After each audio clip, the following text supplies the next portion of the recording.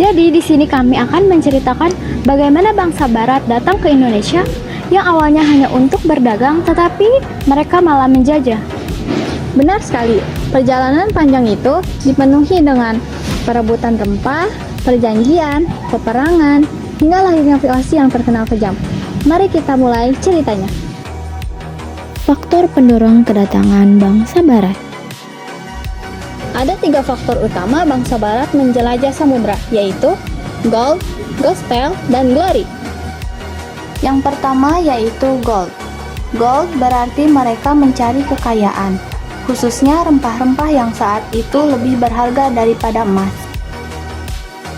Yang kedua yaitu gospel. Gospel yaitu menyebarkan agama Nasrani. Dan yang ketiga yaitu glory. Glory, semangat kejayaan bangsa lewat penaklukan wilayah baru. Selain itu, jatuhnya Konstantinopel pada tahun 1453 membuat jalur dagang Eropa dan Asia terputus. Karena itulah bangsa Barat mencari jalur baru lewat laut. Kedatangan Portugis dan Spanyol. Portugis jadi yang pertama. Tahun 1511 mereka merebut Malaka, lalu 1512 sampai di Maluku dan bersekutu dengan Ternate. Tapi kekuasaan mereka berakhir saat Sultan Abdullah berhasil mengusir Portugis tahun 1575. Bahkan pada 1605 Belanda mengusir Portugis dari Maluku. Spanyol juga sempat datang ke Tidore tahun 1521. Namun karena bentrok dengan Portugis, dibuatlah perjanjian Saragossa tahun 1529. Spanyol pindah ke Filipina, Portugis tetap di Maluku. Kedatangan Belanda dan lahirnya VOC. Awalnya Belanda masih dijajah Spanyol, tapi setelah merdeka tahun 1581, mereka mencari jalan sendiri ke Asia. Lalu, pada 1602, Belanda mendirikan VOC. VOC adalah singkatan dari Verenigde Oostindische Compagnie. VOC ini adalah persekutuan dagang asal Belanda yang memiliki aktivitas perdagangan di Asia. VOC diberi hak istimewa, boleh mencetak uang, membuat perjanjian, bahkan berperang. VOC dan kejamnya kekuasaan. VOC menjalankan monopoli perdagangan rempah. Mereka menerapkan kontingenten, yaitu pajak hasil bumi, dan perfect leveranty, yaitu penyerahan wajib.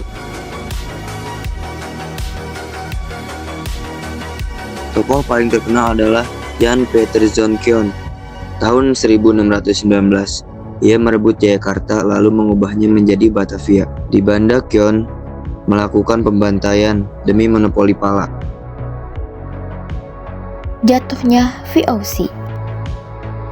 Kejatuhannya VOC, namun korupsi dan keserakahan membuat VOC bangkrut. Pada tahun 1799, VOC resmi dibubarkan, semua wilayahnya diambil alih oleh pemerintah Belanda.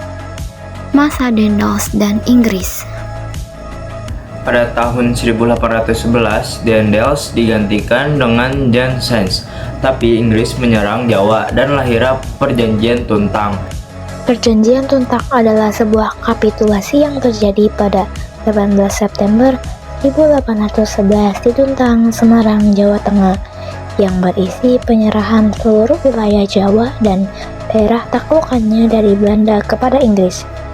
Inggris lalu menunjuk Thomas Stamford Raffles. Ia terkenal dengan reformasi, hapus kerja rodi, hapus perdagangan budak, dan memperkenalkan sistem sewa tanah. Pada tahun 1830, Johannes van den Bosch menerapkan sistem kultur stelsel atau tanam paksa. Setiap desa wajib menyerahkan 1/5 tanah untuk ditanami bibit kopi atau tebu. Tapi praktiknya lebih kejam. Rakyat dipaksa kerja penuh, membayar pajak, bahkan kerja rodi membangun jalan dan jembatan.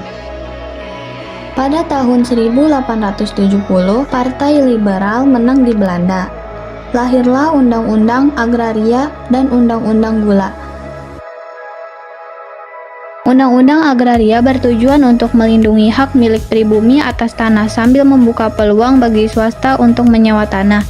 Undang-Undang Gula bertujuan untuk menghapus kewajiban budidaya tebu oleh petani secara bertahap dan memindahkan monopoli dari pemerintah ke perusahaan swasta Eropa. Namun, rakyat makin menderita. Buruh koeli di perkebunan sering diperlakukan kasar dan diberi hukuman berat. Sebagai jawaban, tahun 1901 Belanda mengumumkan politik etis. 3 program yang dituangkan oleh Ratu Wilhelmina yaitu irigasi, yaitu membangun dan memperbaiki perairan bendungan untuk petani, migrasi, yaitu mengajak rakyat untuk bertransmigrasi agar terjadi keseimbangan jumlah penduduk, edukasi ialah penyelenggaraan pendidikan dengan memperluas bidang pengajaran dan pendidikan. Meski banyak dimanfaatkan swasta, kebijakan ini membuat jalan lahirnya sekolah modern. Jadi, perjalanan kolonialisme Barat di Indonesia berlangsung panjang, dari Portugis, Spanyol, Viosi hingga Belanda, dengan berbagai kebijakan. Semua itu memberi penderitaan rakyat, tapi juga melahirkan kesadaran untuk melawan.